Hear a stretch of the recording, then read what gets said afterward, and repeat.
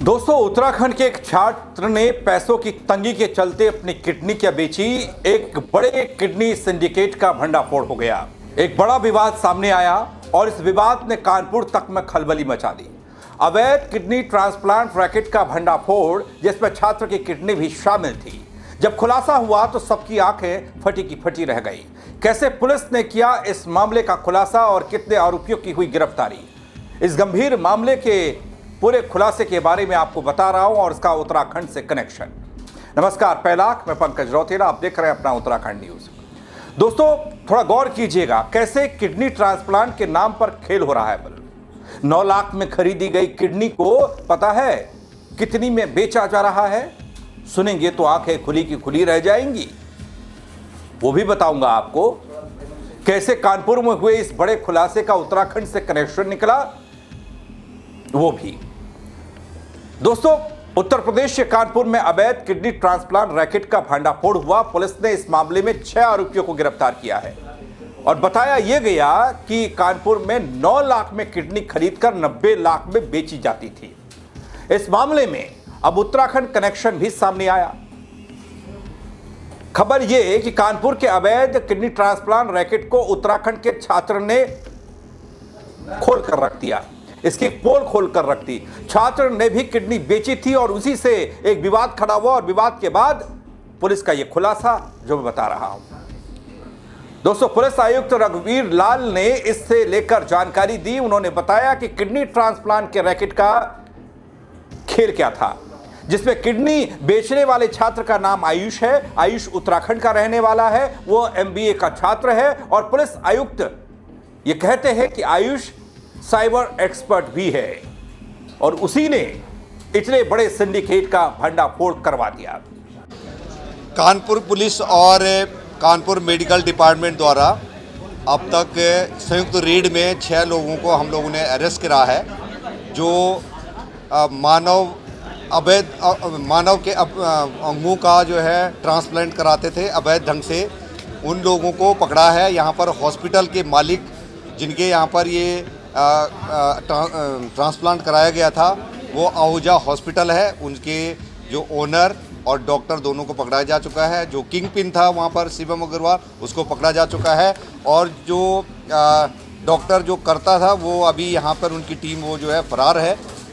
इसमें जिन ऑपरेशन करने के बाद 2 अन्य हॉस्पिटलों में जो डोनर है और जो रिसिपिएंट है उनको अलग अलग हॉस्पिटलों में भेजा जाता था, वो लिंक हमने ढूंढ लिया और उनके जो ओनर हैं उनको भी अरेस्ट किया जा चुका है। ये घटना इस प्रकार की, एक लड़का आयुष है जो डोनर है, जो MBA का स्टूडेंट है और देहरादून में पढ़ता है, और एक रेसिपिएंट हैं पारुल तोमर, ये मेरठ की रहने वाली हैं। इनकी 8 साल से किडनी फेलियर का केस चल रहा था और पारुल के संपर्क में डॉक्टर अफजाल आते हैं।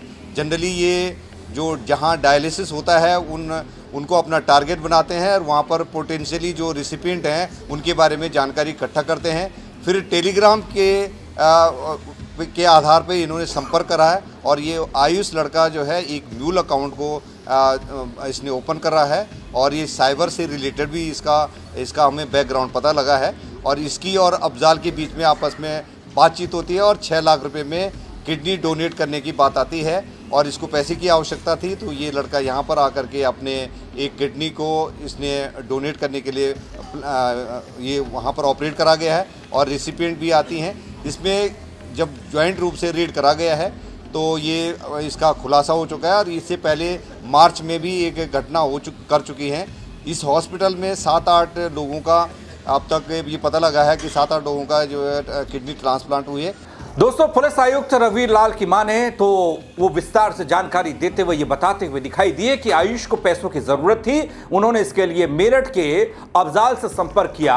अफजाल पेशे से डॉक्टर हैं, वह भी किडनी ट्रांसप्लांट रैकेट से जुड़ा हुआ है। आयुष ने अफजाल से 6 लाख में किडनी देने की बात कही, जिसके बाद अफजाल ने आगे संपर्क किया जहां शिवम से उसकी बात हुई। शिवम ने आहूजा अस्पताल से संपर्क कराया, जिसके बाद आयुष की किडनी ट्रांसप्लांट कराई गई। और उसके बाद आगे देखिए हुआ क्या। जो इलीगल है और इसमें हम लोगों ने अभियोग पंजीकृत कर दिया है। ये भी और जानकारी मिली है शिवम की तरफ से कि यहाँ पर अन्य 6-7 अस्पतालों में ये डॉक्टर रोहित की टीम द्वारा ऑपरेशन कराया गया है और किडनी ट्रांसप्लांट की गई है। इसके लिए हम संयुक्त रूप से सीएमओ साहब और हम मिलकर के इसमें जांच पड़ताल करेंगे और जो लोग इसमें सम्मिलित होंगे उनके खिलाफ विधिक कार्रवाई की जाएगी। सर, लंबे समय से काम चल रहा था, अब तक कितनी ये लोग ट्रांसप्लांट करा चुके हैं या किडनी को सेल कर चुके हैं? ये अभी तक जो शिवम ने बताया है उसने 7-8 केसेस बताए हैं जो ओजा हॉस्पिटल में, और कानपुर में 40-50 केसेस उसने होना बताया है, जिसमें खास बात एक है कि एक साउथ अफ्रीकन जो है लेडी का भी यहाँ पर ट्रांसप्लांट किया गया है। जनरली जो है रिलेटिव से ही जो है ट्रांसप्लांट जो रिश्तेदार होता है उनके द्वारा ही उनके से ही डोनेट किया जाता है, और वो भी एक अधिकृत कमेटी है उसके माध्यम से होता है, परमिशन ली जाती है। और यदि अगर किसी प्राइवेट डोनर होता है, कोई अन्य डोनर होता है, तो उसके लिए सरकार की मान्यता की ज़रूरत होती है, और विदेशी के लिए ये पूरे रूप से उसके लिए सरकार की अनुमति की आवश्यकता है। तो इन सब चीज़ का यहाँ पर वायलेशन किया गया है और इसके विरुद्ध जो है हमने अभियोग पंजीकृत कर दिया है और इनके खिलाफ कार्रवाई की जाएगी। दोस्तों, बताया यह गया कि किडनी ट्रांसप्लांट होने के बाद आयुष को बकाया रकम नहीं दी गई। बस यही वजह थी कि इस किडनी ट्रांसप्लांट के बड़े खेल का खुलासा हो पाया। आयुष ने पुलिस कमिश्नर से मामले की शिकायत की और शिकायत के बाद कमिश्नरेट में हड़कंप मच गया। पुलिस ने आनन फानन में मामले की जांच शुरू की और जिसके बाद कानपुर में अवैध तरीके से किडनी ट्रांसप्लांट करने वाले रैकेट का भांडाफोड़ हुआ। ये अभी हम लोगों के कुछ अस्पताल का नाम आए हैं, तो उन पे हम लोग जांच पड़ताल कर रहे हैं। संयुक्त रूप से सीएमओ साहब की टीम और हमारी टीम काम करेंगे, तो इसमें जो लोग इसमें लिप्त हैं उनके खिलाफ कार्रवाई की जाएगी। लंबे समय से इस तरह का जो सिंडिकेट है पनप रहा था, क्या लगता है किसका संरक्षण था? ये अभी किसी भी का संरक्षण का नहीं लगे, बहुत ही गोपनीय ढंग से ये गतिविधि को अंजाम दिया जाता रहा है, और कुछ इनपुट आ रहे थे, उस इनपुट के बेसिस पर हमने पूर्व में भी एक हॉस्पिटल को सीएमओ साहब को अनुरोध किया था, तो उन्होंने जांच पड़ताल करा है और उस हॉस्पिटल को बंद करा गया है। उसी के जो जिनका वो हॉस्पिटल बंद हुआ, उन्हीं लोगों ने फिर अभी 5-6 दिन पहले एक नया हॉस्पिटल चालू कर दिया था और उस पर भी अब कार्रवाई की जाएगी। तो ये लगातार सूचनाएं मिलती हैं और हम लोग संयुक्त रूप से इसमें कार्रवाई कर रहे हैं। नहीं, डोनर के अभी वो उसके उनका उपचाराधीन है, आईसीयू में है, डोनर भी और रेसिपिएंट दोनों का इलाज चला। हमारे सरकारी हॉस्पिटल हैलेट में उनका उपचार करा और हमारे एक्सपर्ट डॉक्टरों के द्वारा उनका चिकित्सा का ध्यान दिया जा रहा है। दोस्तों, कानपुर में अवैध तरीके से किडनी ट्रांसप्लांट मामले में अब तक 6 आरोपी गिरफ्तार किए गए।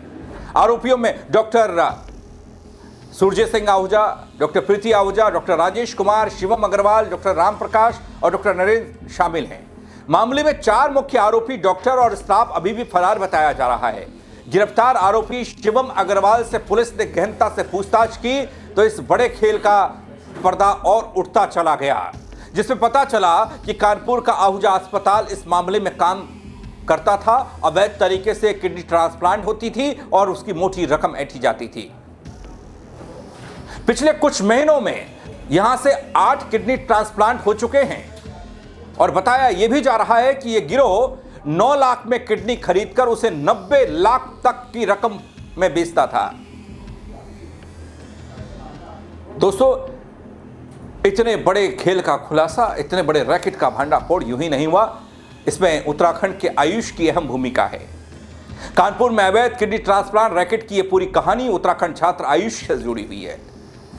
आयुष के इस गंभीर मामले का खुलासा ही नहीं हुआ। आयुष को इंसाफ की लड़ाई लड़ी जा रही थी, लेकिन तब तक पुलिस को पता चला कि यह खेल तो बड़ा है।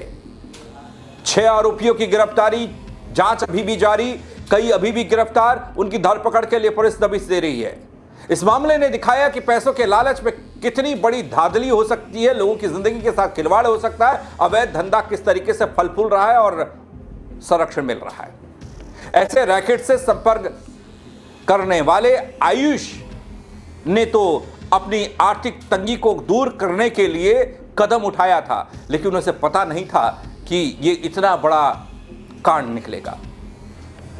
ऐसे रैकेट से दोस्तों सतर्क रहने की जरूरत भी है और उम्मीद यह कि जल्द बाकी फरार आरोपी भी पकड़े जाए और अन्य अस्पतालों में भी इस तरह के काम के लिए अवैध तरीके से किडनी ट्रांसप्लांट के खेल को लेकर जांच होनी चाहिए।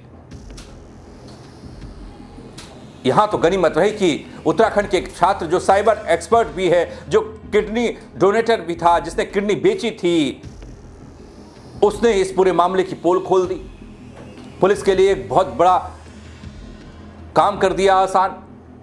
और आगे अब पुलिस कैसे एक्शन लेगी यह देखने वाली बात है। लेकिन इस खबर को लेकर अब क्या कहेंगे, सोचने वाली और चिंता वाली खबर तो यह ही है।